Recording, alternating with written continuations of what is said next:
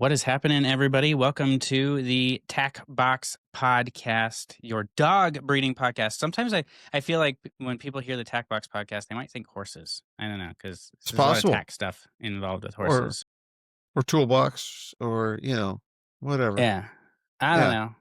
But Yeah. we're here on this Tuesday, January 6th to record this episode 42, Dale, episode 40.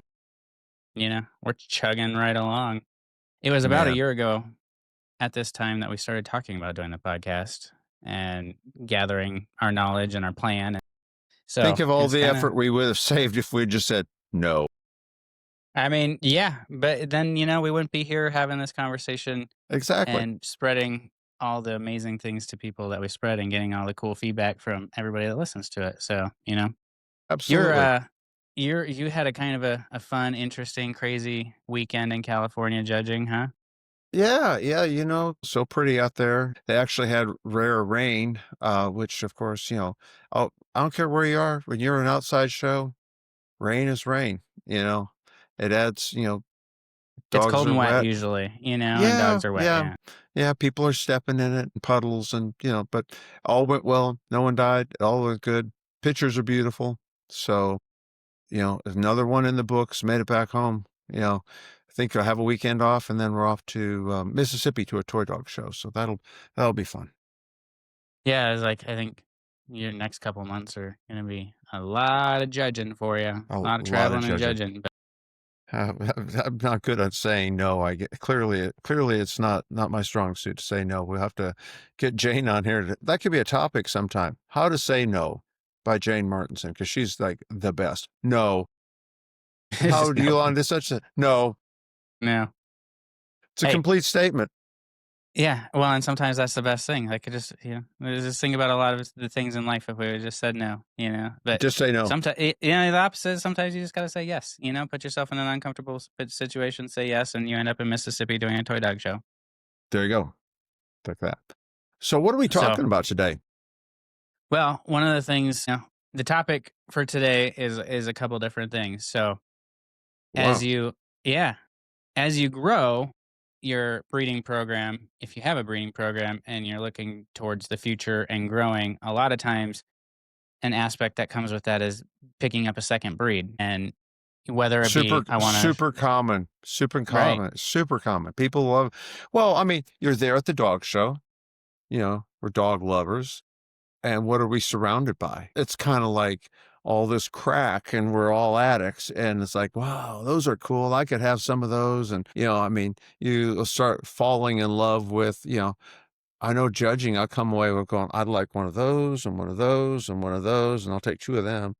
So yeah, no, second breed is, and we've always had, bred on one or two breeds sometimes even three at a time. So it's fun. It's fun. And especially if you have people you're doing it with, it can be, very, Yeah, I was going to use the car analogy of, it's like if you're a car person, you usually don't just have one car. Like, you're attracted to a lot of different types of cars, so you usually have mm-hmm, a few different types.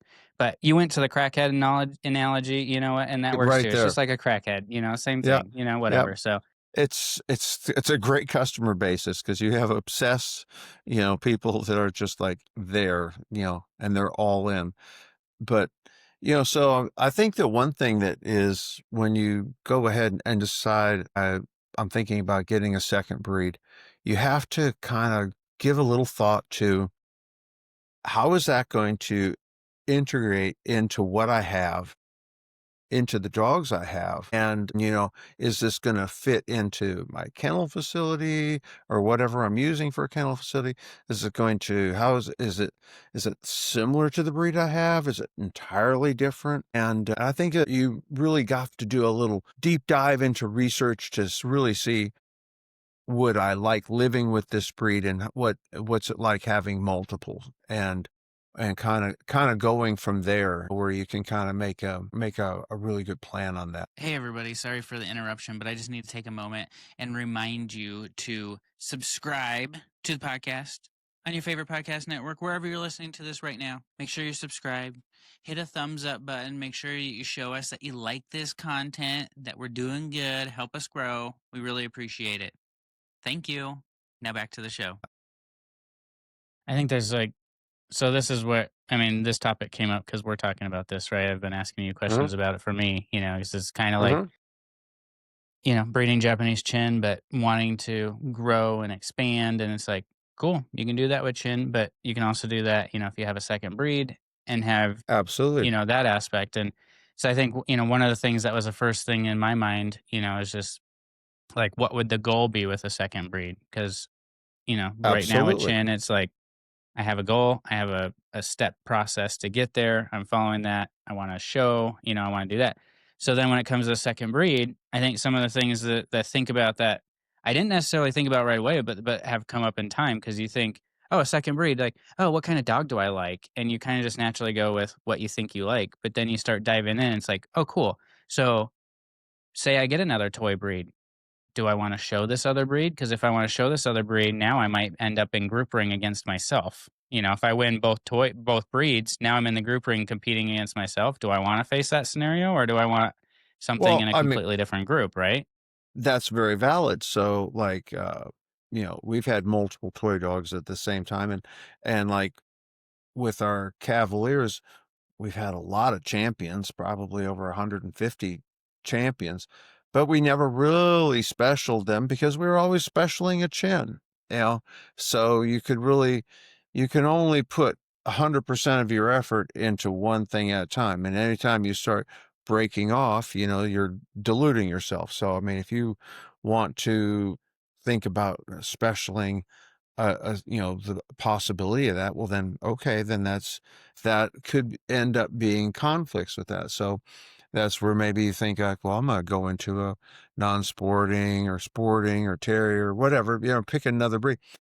One thing that's kind of important is like, I really like Weimaraners, and I think they're super cool, and I wouldn't mind, wouldn't wouldn't have to twist my arm hard at all to have them, but I know they will rid the property of any cats. I've had them, my friends have had them, and I'm thinking, can I keep them? And what does that look like after they've taken out all the cats? Because it's going to happen, right? And that's the one kind of thing when you kind of start sitting there thinking about how are my breeds going to cohabitate together? What does that look like? Because like if you get like a beautiful sight hound that are like lovely dogs, but and then you have one of your little Japanese chin take off and go racing across the yard in front of it, it's going to happen that fast.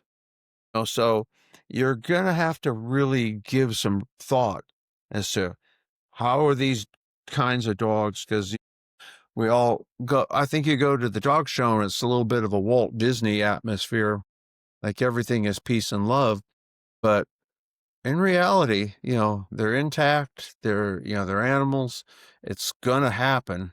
You have potentials of, accidental breedings, you have potentials of fights, you have to all of that stuff. What does the housing of this breed look like compared to my breed that I have currently? And what does the coat care look like?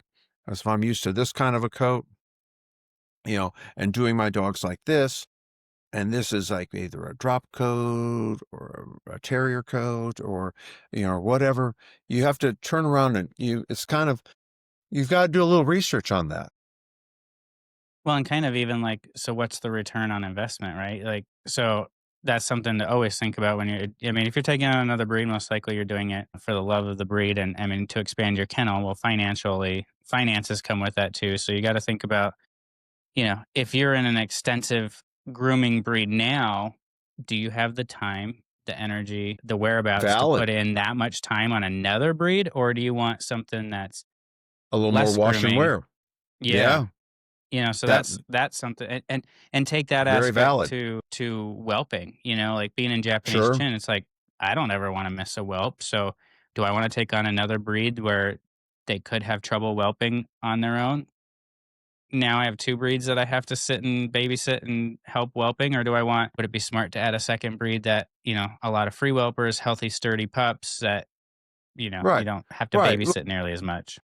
Absolutely. I mean, those are all really, really valid points where you're talking about a breed that you say has a high percentage of cesarean sections or has a high percentage do you want that in your second breed also? Do you want to double down on that?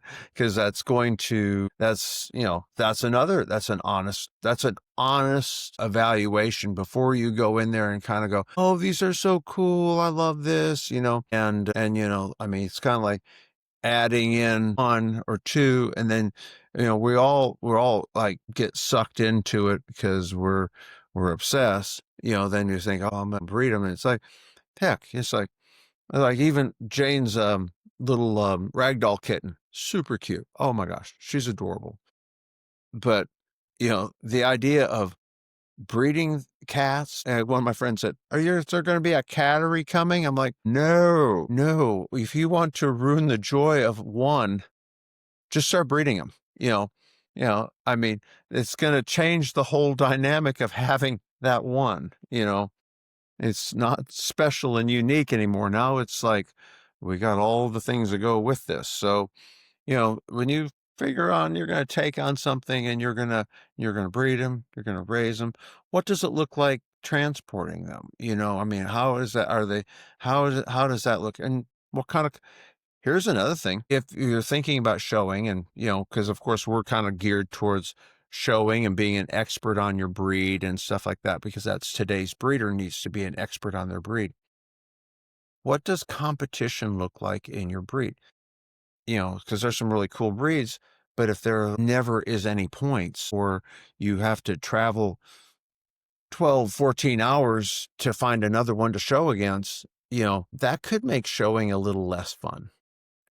Like having the only ones, that would get a little bit old. I remember in the 90s, we had some English toys we were showing and had a little success, had some fun with them.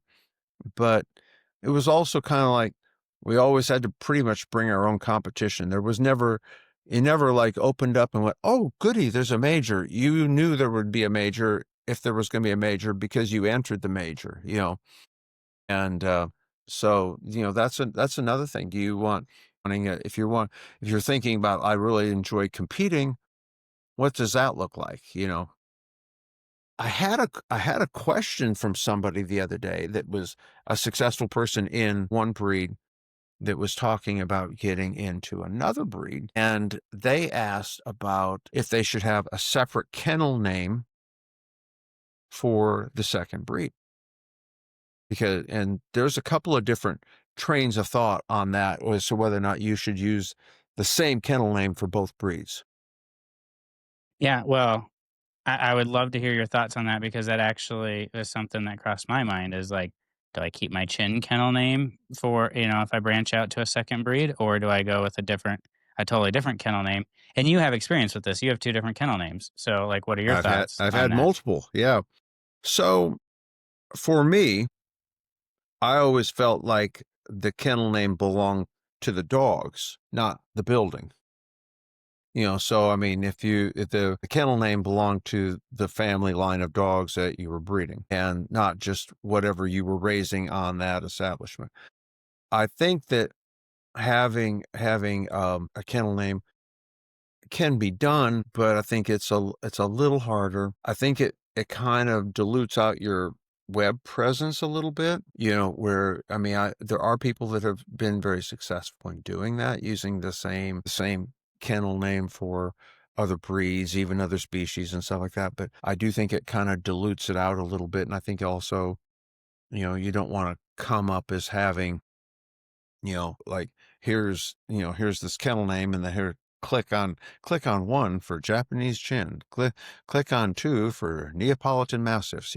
I mean, there is something to having the uniqueness of a name for that program. So that's got to be something you have to kind of decide yourself. And, especially if they're all in the same group or they're different groups, what does that look And how popular is your name right now? Because that could play an aspect of it too. If you have a really, really well known kennel name, you're one of the biggest, let's just throw it out, you're one of the biggest pug breeders in the country and everybody knows your kennel name in and out of the breed. Maybe it would be smart to flow that kennel name into your next breed because people are familiar with the name and they would you automatically have that like? brand recognition type thing. Or maybe it would be smarter to keep it as like, You these are would my have. pugs. Mhm. Yeah. You would have some brand recognition, but would it be to the customer base that you're trying for? You know, Yeah. because so a lot of people like to think that, when they're going to KFC, they're going for chicken, and that's what that means, chicken, right? We're not going to go there for pizza, and Or Long being a John Silver's. I don't know why half the or time they're together. It's there you weird. go. But anyway. Yeah. But so, I mean, when you have an exclusive kennel name to a breed, that kind of does target your branding, target your customer, kind of makes you like, I'm a breed expert on this, that type of thing. I think that probably you have to decide, is this other breed going to be an endeavor that you're going to put enough effort into that it warrants its own web presence?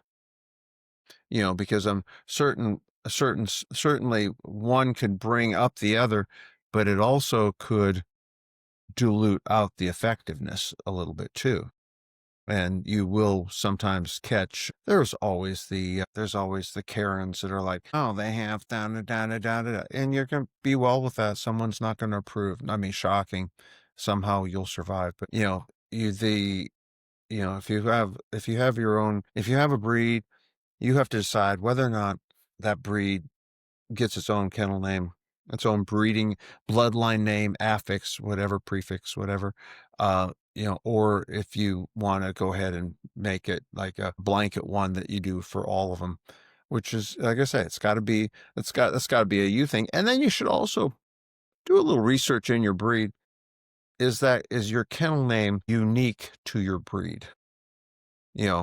Because if you're like Riverview, blah, blah, blah, is that like 3,200 boarding kennels and different breeds all across, whatever. I mean, is it unique to your breed where your kennel name would actually be a benefit in a Google search, right? Yeah. Well, and I could kind of see it both ways, I guess. But, I think it's something for people definitely to think about. And what is their perspective? Because your perspective is the kennel name belongs to the line of dogs. I don't know that everybody thinks that way. They might just think this I'm is my sure probably building. not. I'm this kennel. This is me. Yeah. And they think This of is it as my my breeding program is identity. this. Yeah. Right. Yeah. So there's And there's that's definitely different ways to valid. think about it. Yeah. That's absolutely valid. And that's just one of many things. I think another thing that I was tossing around that I asked you about too was that you can make your own decision, but think about this a little bit, and I'll have a question for you when I'm done talking about this, but think about the breed that you're wanting to do. How many breeders are breeding that dog? How many buyers are there for those puppies? Because there's a scenario where it's like maybe there's 10 breeders in the United States, but you can breed those dogs. Maybe you're going to have a couple litters a year, but you're always going to sell them because, people know, yeah, Limited you're the access. breeder. Yeah. Right. And you're going to sell them. Or you could pick a breed where it's like there's 100 breeders in the United States. There's puppies galore all over the place.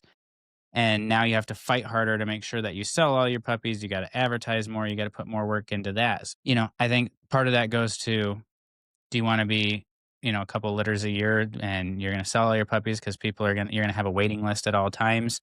Or do you want to be, I got to put work in to sell them, but you're going to sell a whole ton more puppies? So, and we've talked about this, like you have friends that are in a smaller breed and you have friends that are in big breed all over the place. So like weigh those two out a little bit. Like what are your thoughts on that? And then I guess the question to answer would be, how do you find out how many breeders are in your breed? Is there a spot on AKC where you can kind of feel it out a little bit? Well, so that's a lot. The first off is being, how big a fish, how big a pond. So yeah, there might be a breed that there's like a tremendous number being shown. There's a lot of people that have them, and there's potential in those big things, as those bigger competition, bigger demand breeds. You have to play a little harder. If you're going to stand out in a big arena, you better bring a big game. You better have the dogs. You better have the infrastructure. If you want to go there, because I always kind of like, whenever a new breed comes into registration, Which there's just 3 new ones like last week, I think, and I couldn't pronounce 2 of the 3, Yeah.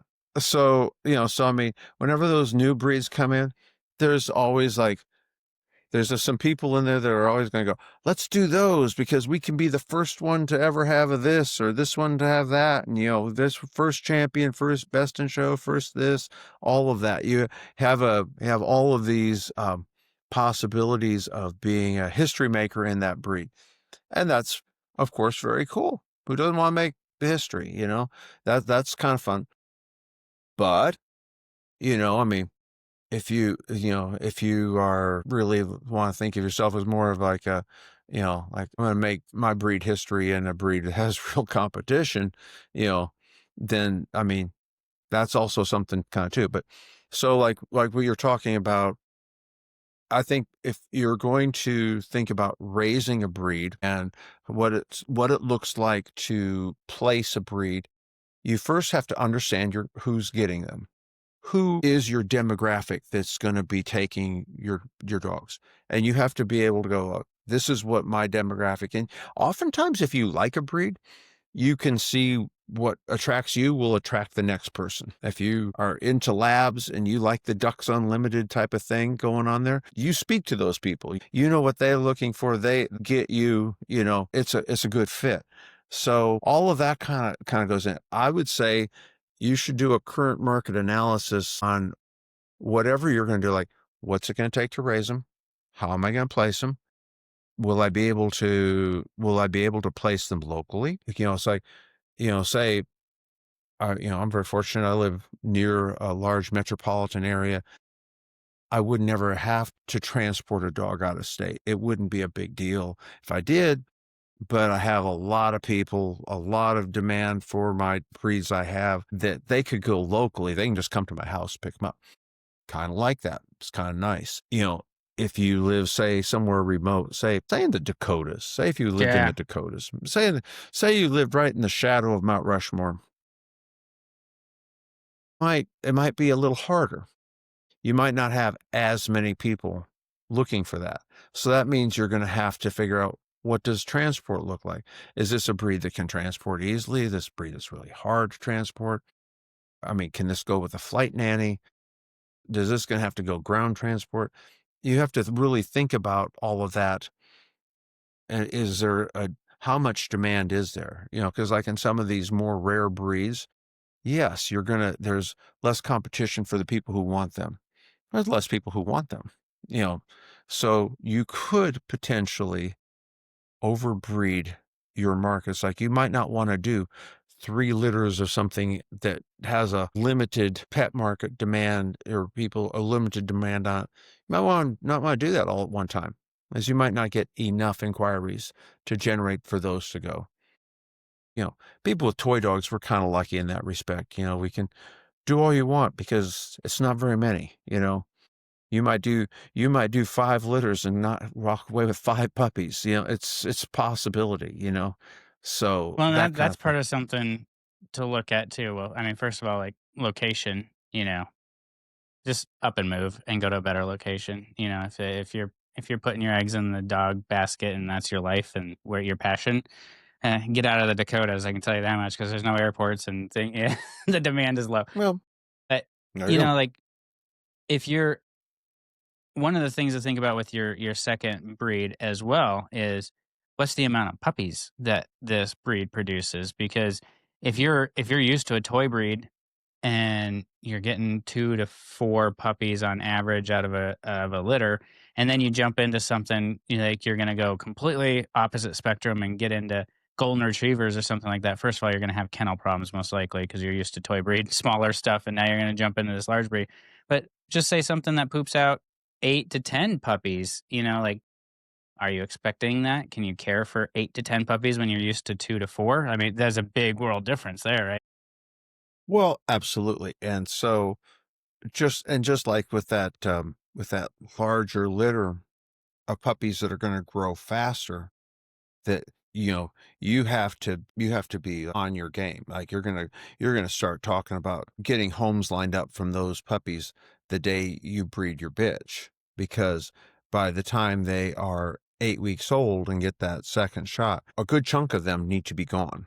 they need to be slated for somebody's yard, because those need to be cut from the herd and separated and worked and lead broke and house trained and all that.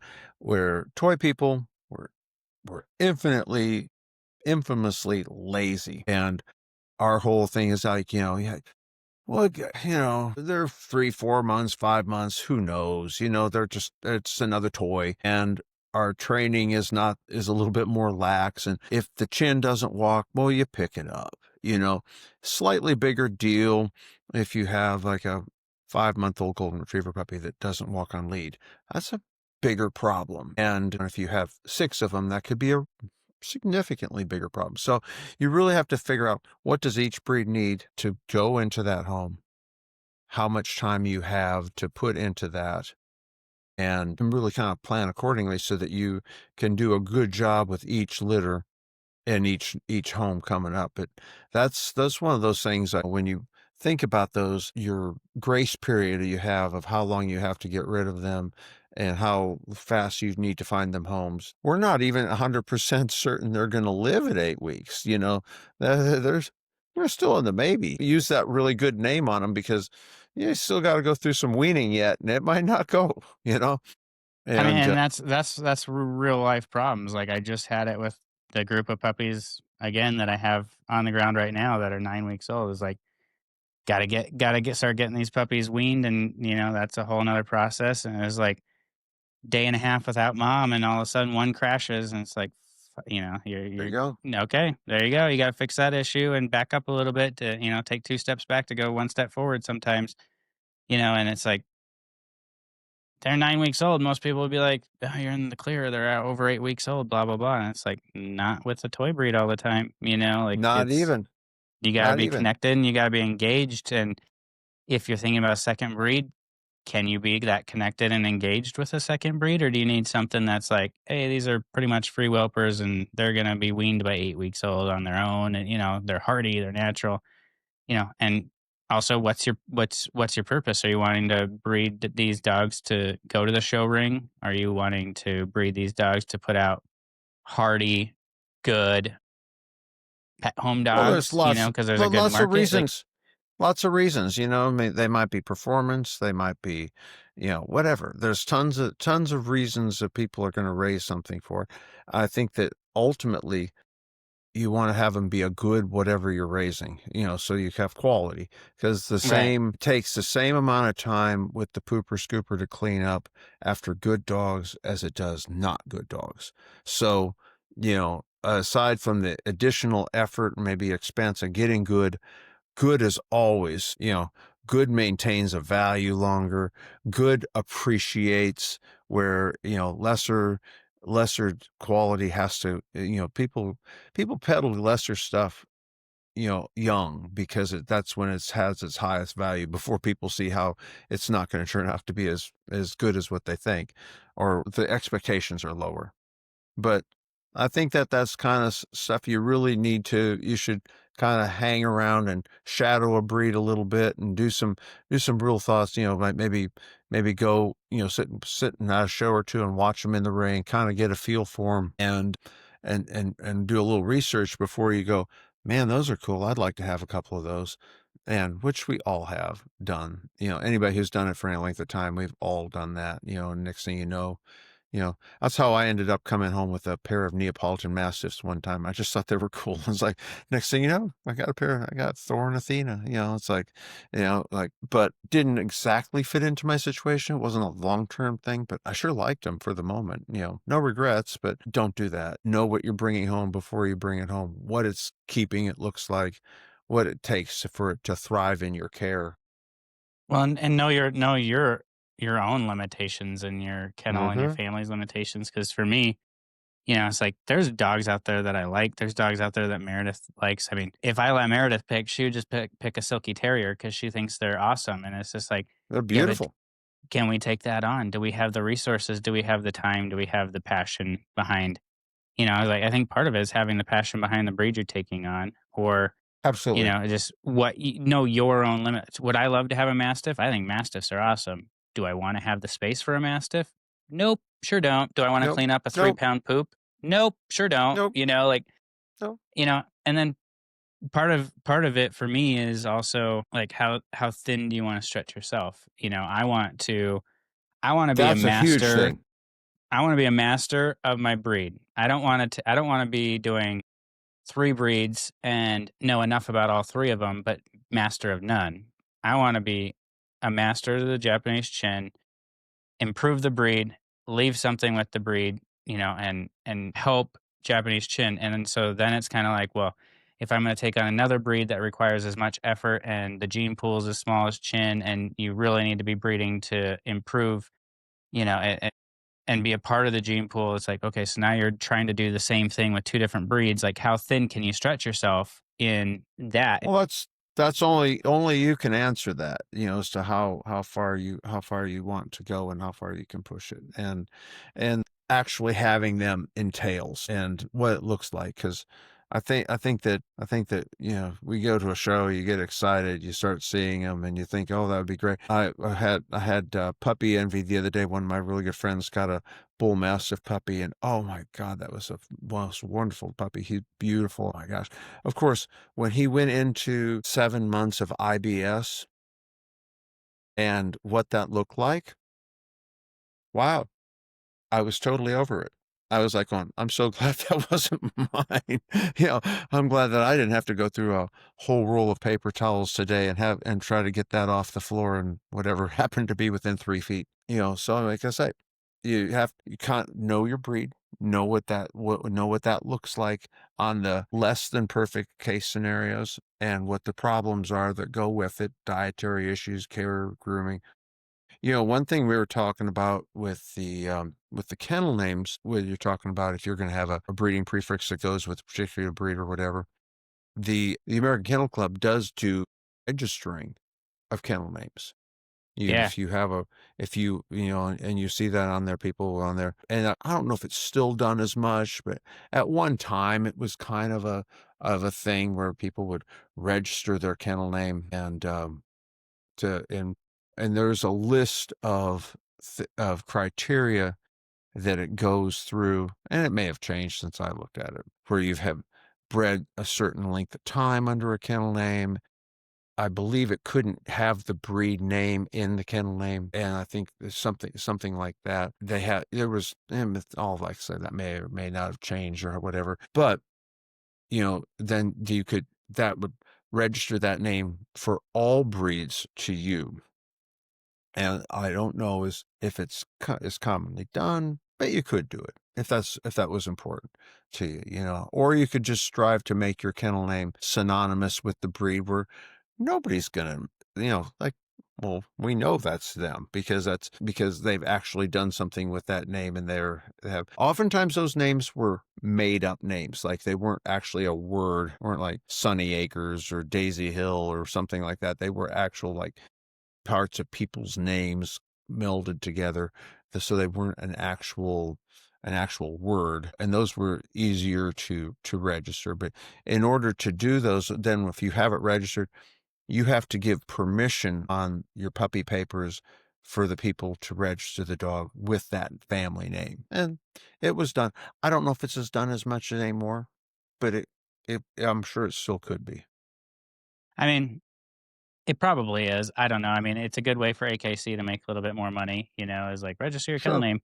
And it's like when I first started, that was like one of the first things that I thought of when I was like coming up with a kennel name and stuff like this. Oh, you can register them with AKC. I better do that so that nobody else steals my name and does, like me, mine, mine, mine. But when you actually read about the rules, it's like you have to be a proven breeder, and there's certain, you have to have had so many litters, participated in so many dog show events, and raised so many champions. I don't know the numbers off the top of my head, but it was something like 5 years worth of entries into shows you have to have. Uh, so you have to prove yourself and put the time and the effort in. And then, one thing that I didn't know that you just said was, I kind of always looked at it as like you're registering your kennel name for your breed, but that's not the case, right? It's for all breeds. You're just registering All your kennel breeds. name. A Yeah. So kennel if name. you have something like Happy Tails Bernese Mountain Dogs, and then, like, well, somebody might have Happy Tails. It's a pretty common type of phrase. Somebody else might Yeah, already have it registered, in a different breed. absolutely. Well, they tend to not register things that are common names in registering dogs.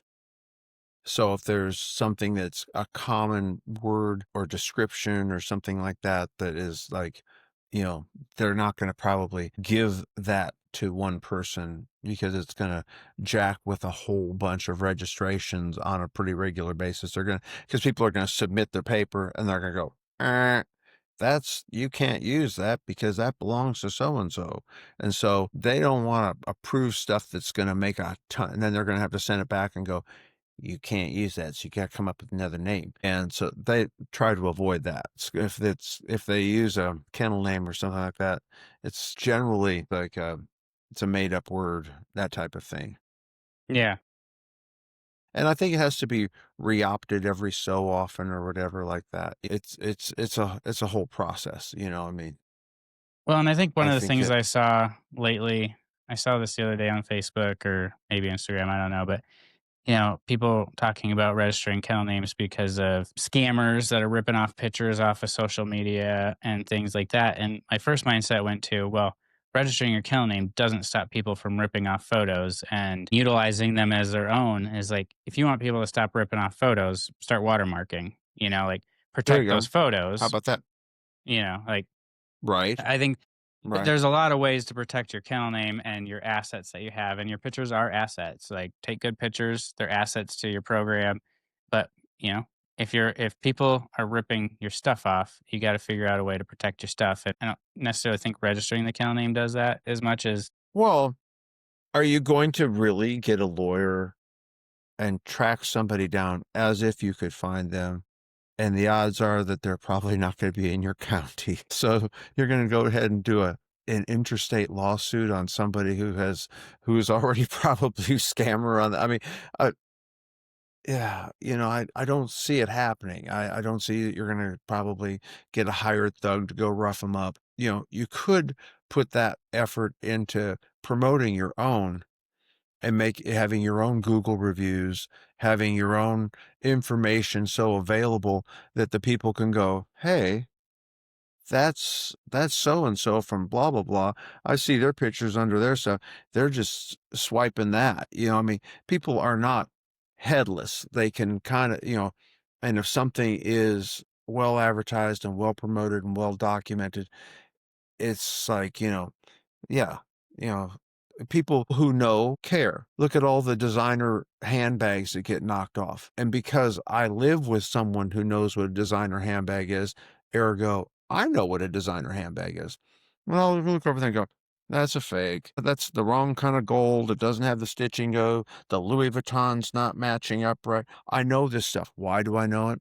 Because I live with that person. and Make your very stuff thankful for that. Very, very very thankful for that, Shay. grateful. Yeah, It's yeah, yeah, yeah. knowledge that I am grateful for every day of my life. But if you go ahead and make your knowledge about your dogs available, people are going to know about it. So they're going to go, well, that's their pictures, that's them. The other thing that kind of works kind of good, and I do a lot of times, is I take the picture with the dog. So you got to steal me along with the dog.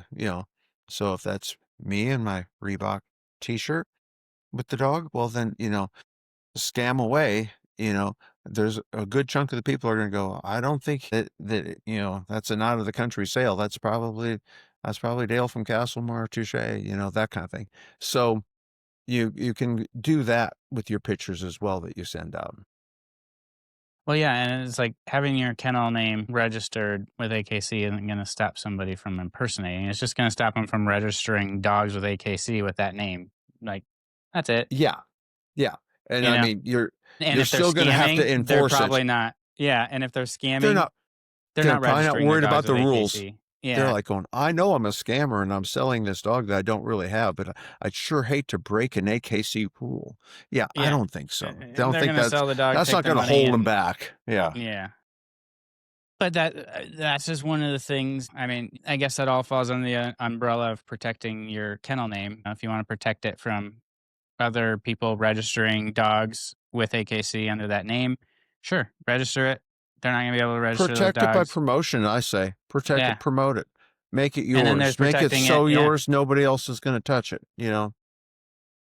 yeah, watermark your stuff, have your website, have your Mhm. Google reviews, have it all to where it's promoting your kennel and your assets, and you can go from there. And then if anybody sees, if you have a good enough presence and you're doing good enough promoting, if there is a scammer that pops up online or somewhere, like most likely somebody's going to see it and report it to you, and you're going to be able to get There it are a shut down lot of pretty people. quickly. There are a lot of people that are gonna it's like, I That's had, not Dale holding that dog. They put, uh, they gave him some red hair, and that's AI. yeah, but yeah, no, there's people enough out there, they usually get exposed pretty quick, and while it might be traumatic, it's pretty much it's today on what that looks like today, and we all probably have to continue our education as how to operate, where it's not print magazines, it's not catalogs, it's online, and what online and AI and reviews and all of that look like. It's very different and good. A lot of it's good. A lot of it's better. There's different challenges that go along with it. We just have to be well versed on that. All right. So to wrap up this episode, somebody thinking about expanding their kenneling program. We've talked about maybe registering the name. We talked about having one kennel name versus two kennel names. What kind of resources are out there for being able to find information? Say I'm looking at a second breed. I want to know how many breeders are breeding this breed. What's the buyer's market like? What's an average price of a puppy? Like I know there's AKC marketplace. You can kind of grab ideas from Well, there, but like what resources is there to dig into to find that info? I really think that your CMA, current market analysis, go and do a deep dive. Go see. I mean, because there's stats on AKC as to how many are registered. There's stats on, you can go on to, I think, puppies.com. They'll say how many breeders are listed with how many puppies.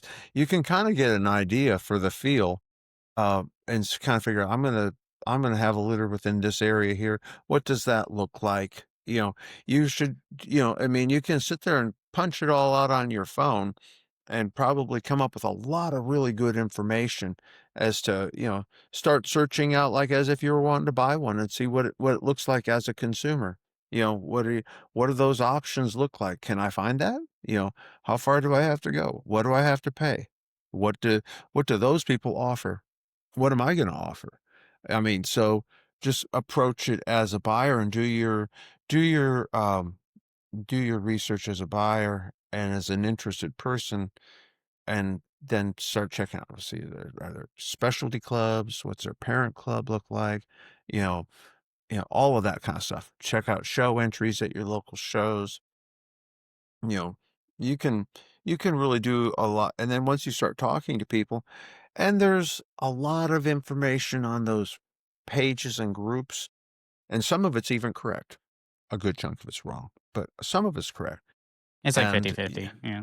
yeah, kind of sort it through, and but you can go in there and do a lot on there, and you can really find out, like, is do I want to go ahead and start raising a bunch of ragdoll cats, or do I just want to have one? And what does that look like? And you can kind of really tell exactly what that looks like, where you can say, my involvement with this is going to be this, and you can kind of an informed decision there as to how much effort you're going to put forward. One of the other things that I thought about having a breeding Japanese chin where we have multiple color variations. When you're thinking about the second breed, big for me, that was like one of the first things that came up was just like a breed that only produces one color. That'd be fantastic because then you don't have people coming like, I want this color, this gender. It's like there's one color, so least Absolutely. options for people to pick from.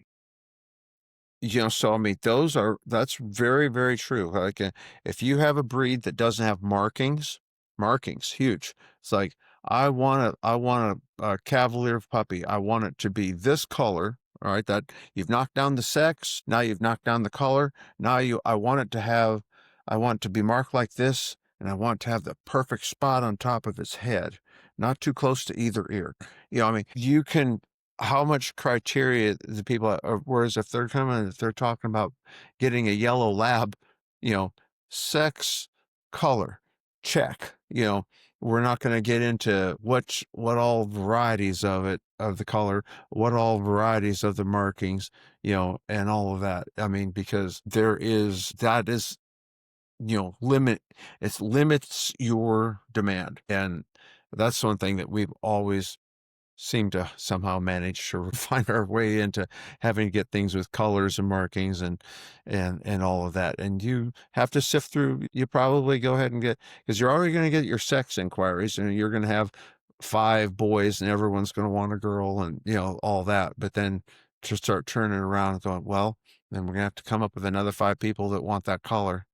And then if it's the markings, is that color or those markings going to photograph well? Yeah. And I think that's a really good thing, because when you're especially when you're dealing with people are going to see something and they're going to get it not from your living room. If they're going to come over to your yard and they're going to play with the puppy and they're going to squeeze it, they're going to touch it. But otherwise, they're going to have to fall in love with it from a photo, an image. And so that means you're going to have to have the material there that looks appealing enough for them that they're going to find it. It's going to be appealing. It's going to embrace those hallmarks, because before they read anything else about it, they have to look at it and go, yeah, I like that. That could be on the couch next to me while I'm watching TV. So, those are very real things when you think about what you're going to raise, what you're going to offer, and how people are going to pick them. And the people who are really good at what they do, they find this stuff that, that comes across very appealing.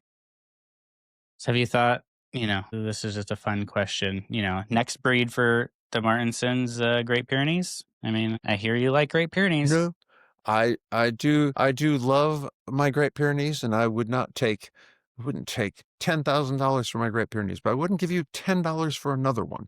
So there you go. And I think to myself, my current market analysis on that breed would go, fabulous dogs. They're nocturnal. Yeah, they bark all night long. So wherever you live, make sure that's okay. So yeah, no, I think that our breeds are challenging enough that they should be able to keep our interest. And of course, now we're ragdoll cat, and my feed is filled with ragdoll cats. I've got like ragdoll cats doing this and ragdoll cats. So, because anything you say twice in front of your phone, and then all of a sudden it's like, boom, Yeah. you're buried alive in it. Yeah. And I mean, I've seen your ragdoll cat all over your Facebook stories. She's a cute little cat. Super cute. Georgia. How did she react when you guys came back home after being gone for 3 days? Well, that was pretty traumatic for all parties concerned. Yeah, that was, I mean, too soon. It's only been like 2 weeks, and you're gone for 3 days. Yeah, it's like that was, and she's very, we've had to make it up to her that we left. So. But yeah, all of that stuff is good. But those are good questions, and I think that people should have, expand their knowledge. And there's nothing wrong with, like, if you like another breed, it's like a college course. Go ahead and take it and learn about it and find out about it and see if you want to do it. And if you do, go for it. Yeah, good. Absolutely. I mean, decide on a breed and then do all your research and see if that's something that you can handle. If it is, great. Go for it and do it. And we're all going to have different scenarios. We got different kennel sizes. Some are breeding in their house. Some have standalone kennels. Some, like, what can you handle? Only you know that. So do your research from there and use the internet. It's a great resource. So it's an open book test, right? Yeah. All right. I think that'll wrap up episode 42. We're well on our way to 50. And again, I keep saying this, and I'm going to make it happen. We're going to get Jane on for episode 50. Like, I got to start sucking up, and that's right. Yeah. And making it happen. But we're going to make that happen somehow, some way. That's my goal. Yeah. Jane will teach us all how to say no. Yeah. Say no and be the first to leave. Yeah. Be bam. Podcast.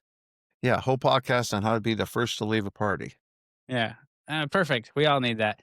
All right, everybody. Thanks for checking out this episode of the TacBox Podcast. We're climbing very quickly to 1,000 subscribers on YouTube, and that's a huge milestone for us. So help us out and subscribe to us on YouTube and share it out with your friends and your dog people that need a podcast to listen to because we all need something to do while we drive. You know, I mean, we all need a podcast. Exactly.